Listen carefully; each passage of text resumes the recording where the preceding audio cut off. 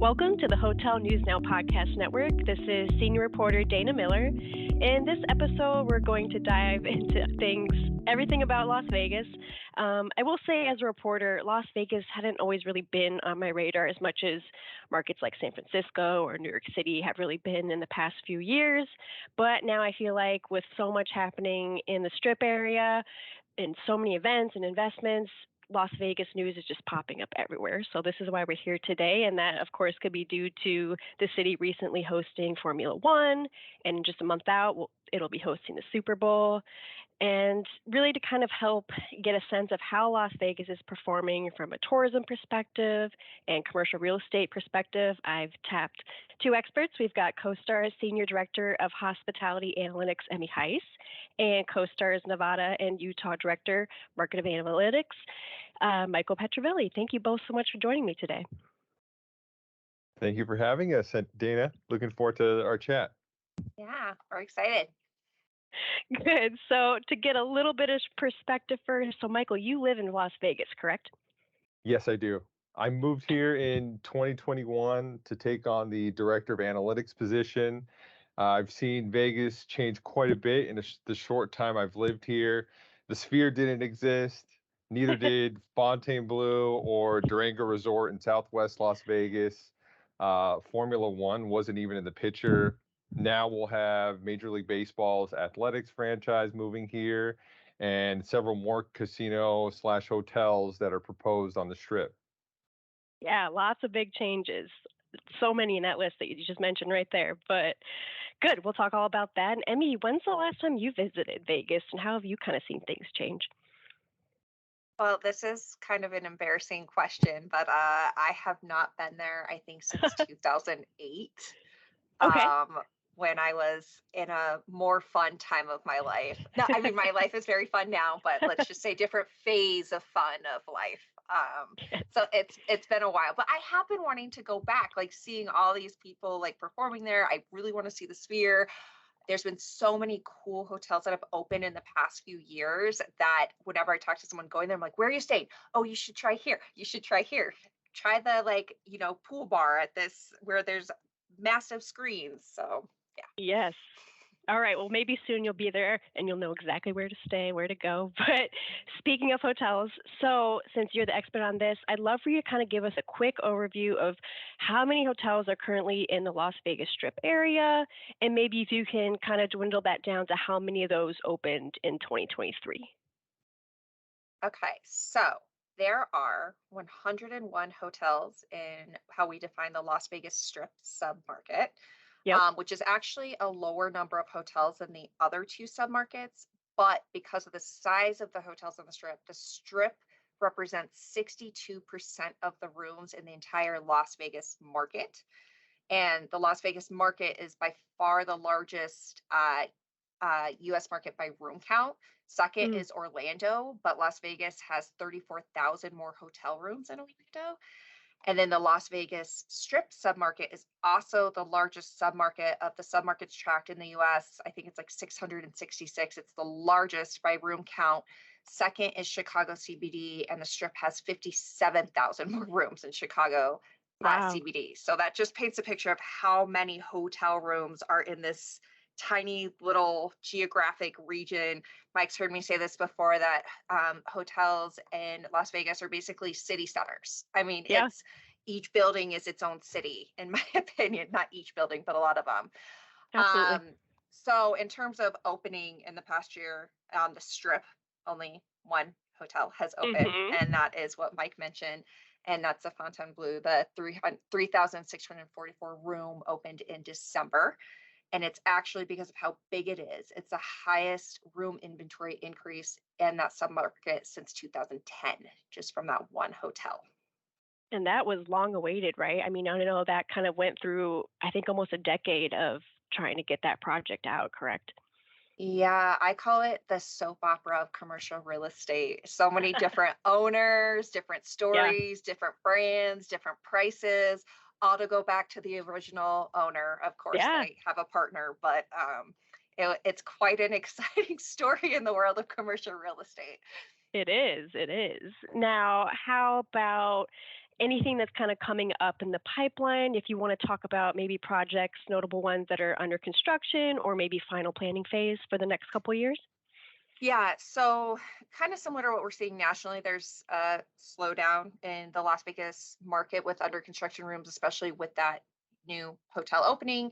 There's only one hotel under construction right now in the Las Vegas Strip submarket, and it's a 119 room Element Hotel near the airport that's Mm. expected to open in 2025. So no new hotels are expected to open this year, but that's pretty normal for the Strip. I feel like it's like big hotel, a lot of inventory, and then sometimes zero to nothing for a few years, and then big Hmm. development, and then zero to nothing. As far as final planning, there's technically only two hotels. One is the Spark by Hilton, also by the airport, a little bit east of the Element I just talked about, which I was actually surprised to see because I thought Spark was more. I don't want Hilton to get mad at me, but I thought it was more of a Hmm. conversion brand. I didn't realize they were doing new builds as well. So that's kind Yeah. of exciting for me to see to know that Hmm. they're doing new builds as well. And then also in final planning, it's the Fertitta Casino Hotel. It's Yes. going to be a 43-story, 2,400 room high-end casino. It's in final planning. It says with opening in 2026. Hmm. So Fertitta Entertainment is the owner. They also own the Houston Rockets, the Golden Nugget casinos, one of which is in Las Vegas, and Landry's Resorts. And they bought the land for this development in 2022 for 270 million, and it included a Tex-Mex tequila bar, souvenir shops, and a travel lodge that's already been demolished. So last I heard, permits have been filed between March and October. The permits were for a base podium that can be used to start constructing the resort and build the parking garage. But they also Mm. modified the plans to include pickleball courts, Oh boy. America's new favorite sport. Spreading everywhere. So that's a big one. But I also heard that they're, kind of waiting out construction costs, but their permitting only lasts so long. So we'll see if it really Hmm. does start construction in the 12-month final planning. And then the last one, which is technically not final planning, is the Dream Hotel outside of the airport. It started construction, stopped because it came into financing issues. So it's technically labeled as deferred right now, but in October, there's an announcement that they're hoping that they can start construction again in 2024. So that would resume. So I kind of call that final planning, even though it's Yeah. technically deferred and it's a new brand to the area. Okay, great. That's good perspective on, who's coming in, the investor types, and we'll talk a little bit more about that later in the conversation. But Michael, turning to you, from your perspective, can you share some broad color on what you're really seeing happening in the Las Vegas market? Yes, Las Vegas it's such a unique animal in that it's so heavily dependent on tourism, and the best comp, probably the only comp, is Orlando, maybe to a lesser extent Hawaii. Hmm. And these markets are, as you know, directly tied to the national economy and disposable income. So when there's an economic downturn, these markets are typically the first to feel it and the last to recover. During COVID, we saw virtually 60% of leisure and hospitality jobs lost overnight. Hmm. That's about 175,000 jobs. In contrast, during the Great Recession, we lost about 10% of employment in leisure and hospitality, or around 25,000 jobs. So Wow. right now, we're seeing really strong job growth in the leisure and hospitality sector, but it was quite a long recovery. In fact, it took about 4 years to recover all the jobs lost from COVID. And we're still, even though we're seeing the strong job growth, we're still hearing about hiring challenges, particularly at new hotels that have opened. And I think the fact is a lot of leisure and hospitality workers were forced to find other forms of employment during COVID, and they never returned. Hmm. But we are starting to see new workers enter the workforce. Some are coming back. And on the flip side, I think that's also why here locally we've seen office using employment have the strongest recovery. So you've maybe pulled some of those leisure and hospitality workers into some of those office working jobs or remote working jobs. The good news is that tourism, and more specifically on the Strip, we've seen a huge benefit from the revenge travel trend here that began in 2021, and that momentum has largely been sustained. Harry Reid International Airport in 2023 set a new record by November with nearly 53 million passengers. And when that final tally is reported later this month, that number will probably be around 57 to 58 million. This type of growth has actually renewed conversations about developing a supplementary airport to the south of Las Mm, Vegas near the Nevada-California border. That's actually been talked about for a couple decades now, but I think because of the immense growth that we've seen here, it's become a topic that has kind of climbed up on the priority list for a lot of local officials. Nevada monthly gaming revenue, which is driven primarily by the Strip and the casinos there, has exceeded 1 billion for 33 consecutive months. In November, when Formula One arrived, gaming revenue surged to 1.37 billion. That's an increase of nearly 13% from November 2022. And that came up just short of the monthly record of 1.4 billion set in July. wow. So, thanks to historic tourism and tax collection numbers, the Nevada state budget actually had a $50 million surplus last year and 200 million more than previously projected for its 2-year budget. And currently, they're working with the largest state budget in history. Mike, you did mention the revenge travel piece and how that kind of really began in 21 and has sustained. Do you feel like that's going to continue, especially this year with so many big mega events happening? Yes, I think even though there's projections for a slowdown in the overall economy, and again, as we mentioned, that's tied to the local economy because of disposable incomes in particular. The fact is, you have some major events coming up. Super Bowl #1. That's going to be the first time we've ever had an event of this magnitude here in Las Vegas. It's probably going to rival numbers that we saw with Formula One, maybe exceed them. And then, of course, when March rolls around, that's high season. March Madness is always a big thing here. Even if there's Mm. no games played in Las Vegas, you still have a ton of people who want to come here, bet on the games, stay at a hotel, and kind of be in that type of atmosphere with March Madness. And then, as we roll into April and beyond, there's always more events happening. We had the NFL draft here last year. That was a big deal. So I think that momentum will probably be sustained throughout the rest of the year, just because there is so much demand for that revenge travel trend. And then also, you're always having people come from Southern California, as we mentioned. It's always going to be a destination for them on the weekends in particular. Hmm. Now we've touched on pretty notable hotels that have come to the market. I'd love to kind of hear maybe what you've seen from any notable businesses that have relocated to Las Vegas, or notable other commercial real estate assets that have opened, and really just that investor appetite. In terms of openings, apartment and industrial have been the most active segments for development outside of hotels. In terms of apartments, last year we had 5,600 units completed. That's an all-time high that shattered the previous record of 3,600 units in 2020. For the industrial market, we had 8.7 million square feet of industrial space delivered. That's also an all-time high. In terms of office and retail, these segments of the market have had limited construction since the Great Recession, which have actually helped stabilize these markets as we've seen kind of demand slow down a little bit. So retail, we've had less than 600,000 square feet of retail completed in Vegas last year. That was the lowest output since 2018. In the office market, we only had 310,000 square feet of office space delivered, and we haven't topped 1 million square feet in office deliveries since 2011. In terms of relocations, the big one of 2023 that everyone's talking about here locally was Skills. They're a video game esports company. They moved its Mm. headquarters from San Francisco to Las Vegas. Again, it kind of follows this trend of a lot of companies leaving San Francisco and the Bay Area for greener pastures, and Vegas kind Hmm. of seemed like a perfect fit for them as a major convention market, a major market that can host these type of big esports events. And based on what I've heard from LVGEA, which is the Las Vegas Economic Alliance, Las Vegas is aiming to be more competitive on the sports and entertainment tech front, and the Skills relocation really fits that mold.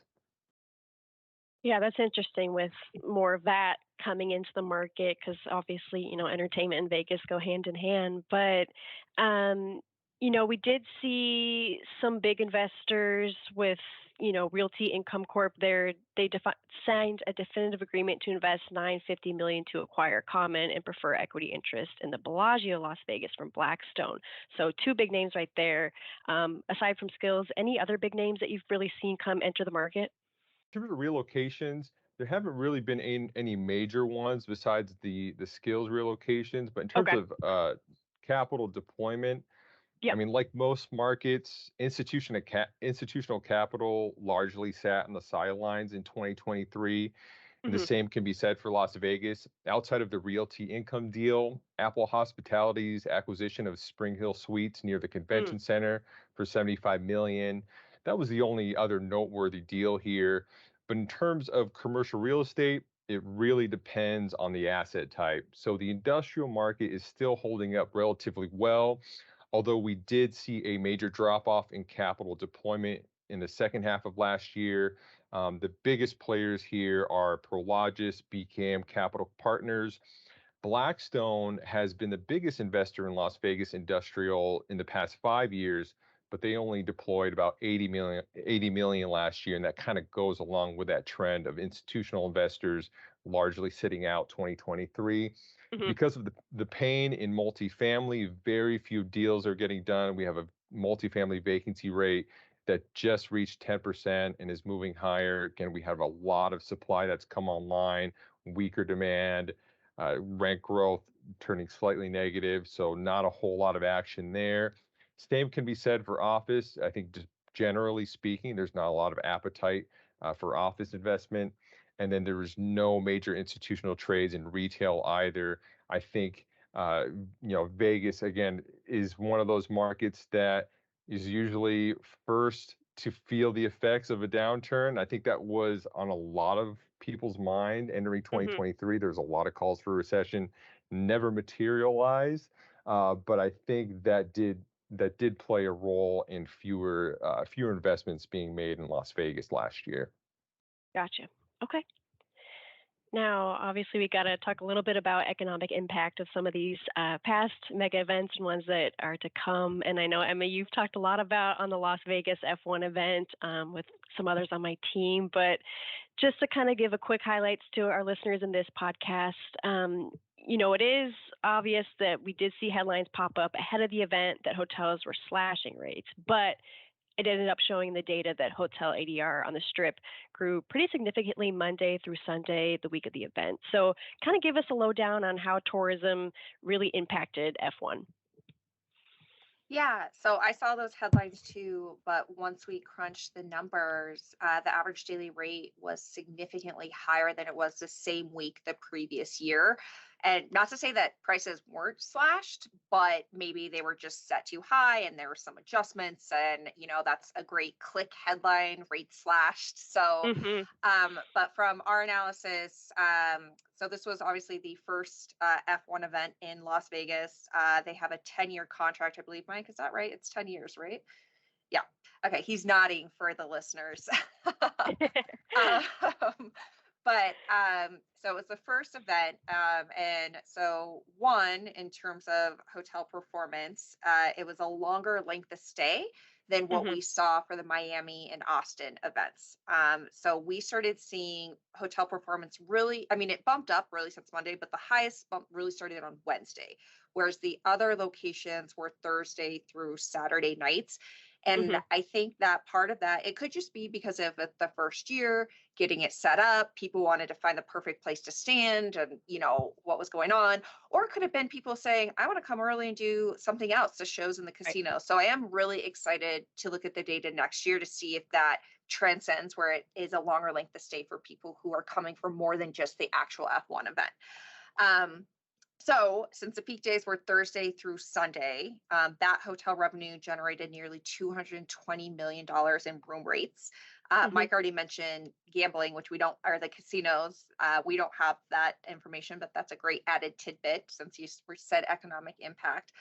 And then the Thursday through Saturday night average daily rate was $629, which is a $360 increase compared to the prior year during the same week. So quite a big bump. I mean, Yep. yeah. So, and then occupancy was slightly down, but it was at 89%. And that is Okay. a lot of full hotel rooms, considering when we started the podcast, I was saying how many rooms are in the Las Vegas Yes. Strip submarket. That's a lot of people in the submarket coming for it. And I think the prior year, it was like, I don't know, 91.4%, maybe 92%. So not a huge fall, but Hmm. very busy, high revenue generating event. Although I know there's been a lot of mixed reviews and headlines going around. Yes. Yes. So, I mean, Mike, from your perspective, as we just heard from Emmy, all those great numbers, do you think that the success of the Las Vegas F1 could lead to more development of infrastructure to host the event in the city again in future years? 100%. As Emmy mentioned, Clark County has already agreed to hold an annual F1 race for the next decade, and they have already finalized the date for next year's race. It's going to be November 21 to 23. The infrastructure is already there. Okay. They spent a year building it, and based on my knowledge, they can now put back the barriers and stands more quickly, and it will cause less construction and disturbance on the strip next year. Hopefully, cross my fingers.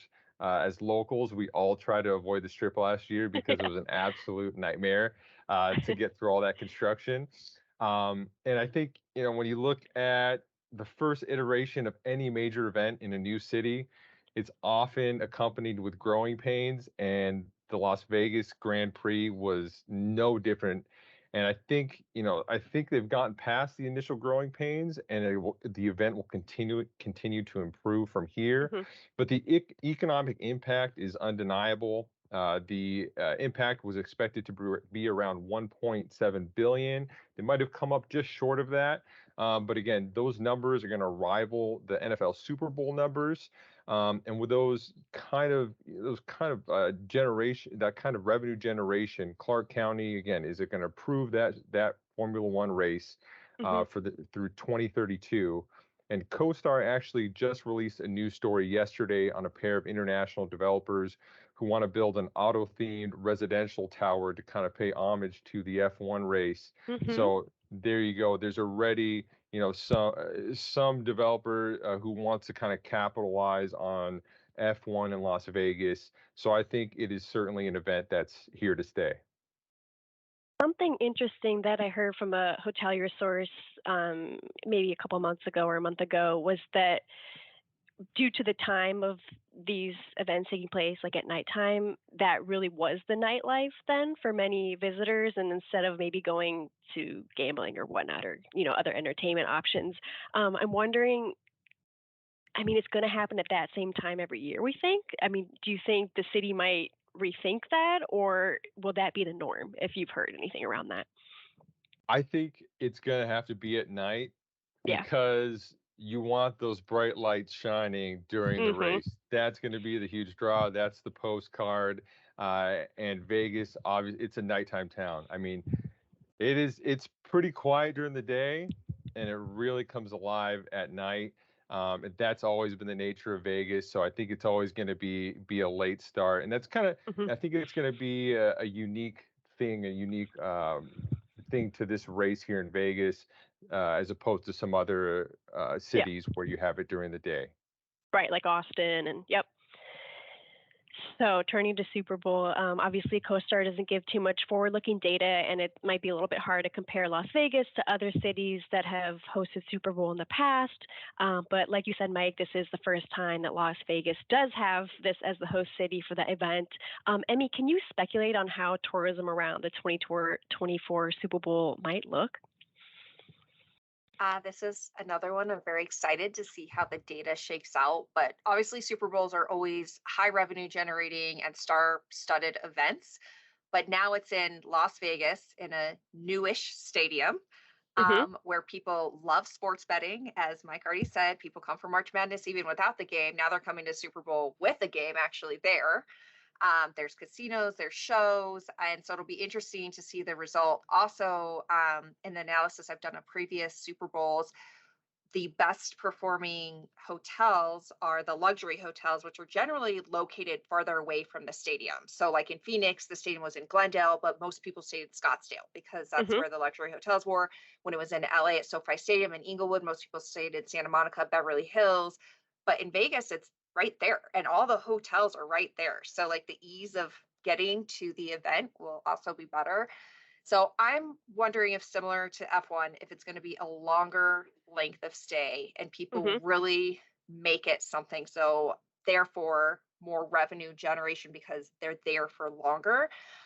Also during the same time, U2 will still be there performing at the Sphere. I heard Mhm. Adele will be there performing her weekend residency at Caesar's Palace. So it's like there's a lot of things going on Yeah. surrounding just the Super Bowl itself. Mhm. So I think it's going to perform really well, and I can't wait to dissect it and write an article on it. So much to look forward to. Um, so you mentioned U2, so they have been performing at the Sphere. I've seen, some publicly traded hotel companies have been a little bit quiet on their earnings calls about the economic impact of the Sphere on their hotels. So do you know any color around that? Can you speak to that? Has there been positive impact that you could attribute this to the Sphere, or is it a little bit hard to tell? It's really hard to tell because there's always so much going on in Vegas. There's so many demand generators from the shows to the events to sports to the conventions, the convention market. Um, but and not to be a Debbie Downer, but since it opened in September, the submarket occupancy has declined every month Mm. since then. ADR has been up, but also there's a lot more supply. We're seeing Hmm. that in a lot of leisure markets, right now with a lot more people going out internationally and inbound, not as much. Hmm. But what I can say, and this is more weekly results than monthly, like on slower weeks in December, there was more demand in ADR and kind of bigger bumps on the weekly data in the slower months. And really, I think that could potentially be attributed to the Sphere because I don't know what else was going on for people to be getting that kind of lift. Yep. I didn't see anything else major going on. And I can say also when I've randomly just talked to people about Las Vegas, everyone brings up the Sphere. Everyone Yes. talks about it. So like it's getting talked about and they're normally saying, I'm trying to get tickets. I want to get there. And it's also people who are like, I haven't been there for years, but this is worth me going for. So Yeah. if nothing else, I don't know, on the revenue side, it's definitely getting great marketing. Mike, I'm seeing a grin from you since you live there. What are your thoughts on this? Yeah, it's funny that you mentioned the Sphere because my dad is the biggest cheapo I know in history. And he loves you too. Uh-huh. He's ponied up the money for some seats for me, him and my mom to go see you two Aw. at the Sphere. And I was totally expecting him to be like, it was overpriced. It was what a waste of money. But he came back and said it was worth every single penny. And that tells me Wow. everything I need to know about the Sphere. He was just totally blown away by the experience, the visuals, the sound. He said it was unlike any other concert experience he's ever had before. Wow. I think that's a great endorsement right there. Are you going to send um, this podcast to your dad where you call him a cheapo? I could have called him something else, so that was the friendlier version.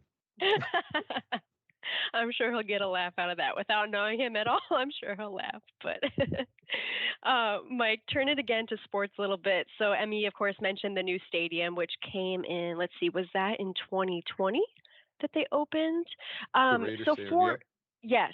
So I was doing a little digging and I saw Forbes, a headline from them reporting that Las Vegas is quickly becoming the newest sports mecca. So, new stadium, we got the Oakland Raiders that relocated to Las Vegas. And then there's also a possibility, I think you did mention earlier in our conversation, that the Oakland A's from the MLB will also relocate to Las Vegas and potentially the NBA expanding in the city as well. So I'd love to kind of hear your thoughts on potential impact of sports on this market. Can I throw in one Yeah. more thing? Because Mike, Yeah. the back-to-back WNBA champs in Las Vegas, and Mike is Woo! all about it, and I'm all about someone who supports women professional sports, all sports. But so There we sorry, go. Mike Frank is all over it. I love it. Yeah, I love the Aces, and they have the coolest name in all of sports, hands down. Las Vegas Aces. I don't think you can really top that. There we go. Such a cool name, such a cool franchise. I mean, they are. I mean, they're back-to-back champs. They are dominating right now, and I think this city is now producing champions. I'm a huge sports nerd, so this question's right up my alley. Um, and speaking of champions, I think this all really goes back to the success of the NHL's Las Vegas Knights franchise that had their inaugural season in 2018. They were the first to break the seal and put to bed the notion that Vegas could not support a major pro sports franchise. There's Mm, always been this stigma that Vegas is too small, or because of the gambling, it would corrupt the team and there would be maybe some backhanded deals, backroom deals going on during games, but that clearly has not happened. We're already seeing, the impact from the potential growth of franchises here, and just wait until MLB and NBA are here, along yep. with all their All-Star games, drafts, and the like. The NBA is going to be a really big one. NBA already has a huge presence here. NBA Summer League has been here every year for as long as I can remember. Las Vegas has always been an area for NBA showcases. Emmy mentioned we have the WNBA here. USA Basketball holds its training camps here. So I think it's just a matter of time. Oh, and I also forgot to mention that we just had the NBA in-season tournament here. So there's Mhm. not even an NBA team in Vegas yet. We had the NBA in-season tournament here. So I think it's just a matter of time before we get a franchise here. LeBron has kind of been banging the table for ownership in that franchise, which would be amazing. So, yeah, really, I think the sky's the limit. And another impact is drawing companies that have a regional, national, and global presence here, kind of going back to that skills relocation and the rise of esports. Mhm. Las Vegas is the entertainment capital of the world, and even before sports came here. Now that you throw sports and esports into the mix, you have the convention center expansion, Mhm. uh, new stadiums being built, new hotels going up. The sky is really the limit here, and I think that's why you're seeing the amazing hotel numbers, the casino revenue numbers, more projects being proposed. You have the Bright Line being built from LA to Las Vegas, and then potentially a supplementary airport to the south of Vegas. I think the impact is uh, possibly endless, and there's maybe even some knock-on effects that we're not even aware of yet. Wow. I think really to sum this up is my colleague Brian wrote when we were talking about this podcast just in the newsroom was he said everything's coming up Las Vegas, and it really is. Like you listed so many things right there in addition to everything else, and it's just coming to life more than it already is. But finally, to tie this all together, I'd love to kind of turn this back a little bit on travel and how this you feel can really lead to a boom in group business. Emmy, I'll start with you. Okay, so Las Vegas has always, minus the pandemic, had a booming group business market. The convention center alone expects 1.3 million attendees this year with 51 events, but it's a convention town beyond the convention center because all the convention space at the hotels, the little city centers, as I say. Mm-hmm. And with all the convention spaces combined in 2023, it'll probably be about 6 million convention attendees. It's like 5.7, I think, year to date through November. December hasn't released yet. So a lot of convention attendees. But Las Vegas continues to invest in these convention spaces. So on top of everything that you just said, the convention center is undergoing a $600 million renovation that will finish in 2025. And this is after completing a $1 billion West Hall expansion in 2021. And then there's a 3-year, $188 million renovation of the Venetian Convention and Expo Center that begins Mm-hmm. this year. And then Mandalay Bay Convention Center is doing a $100 million renovation that's supposed to continue through this year, end of this year. So a lot of stuff going on with the convention Mm-hmm. already. So while it's always a booming convention town, the added attractions, sports teams, and everything could cause convention goers to one, stay longer, Hmm. or it just generates more appeal because there's more attraction options for offsite events at these mega conventions. You know, you're at the expo hall or convention all day. People want to go do something. There's a lot more options instead of just going to the casino. They can go to a sports game. They can, the restaurant scene I heard is awesome in Vegas right now. Mick, you can speak to that. My brother-in-law goes quite frequently and always brags about the excellent food he gets there. And he is a foodie snob. Maybe I shouldn't have sent that to him. Yeah, Mike, I'd love to hear what your thoughts are on this.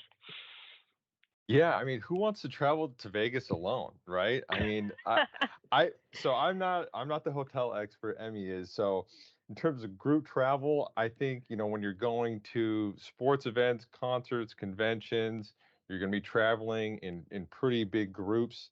And I think, again, for all the reasons that we mentioned, there's so many avenues for growth here in terms of travel.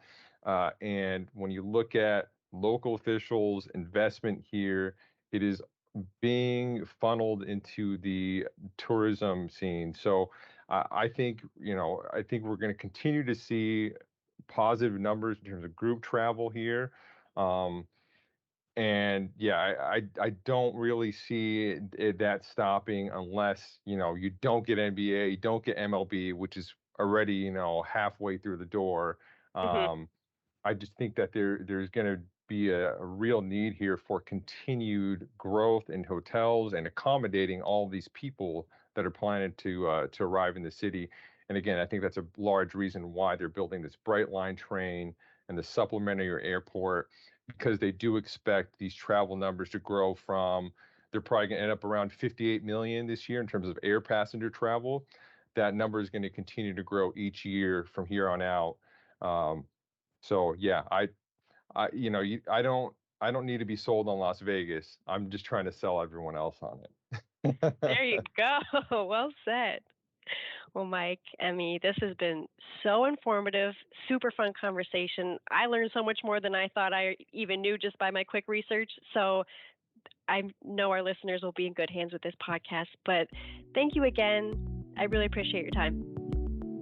Thanks, Dana. Thanks, Dana.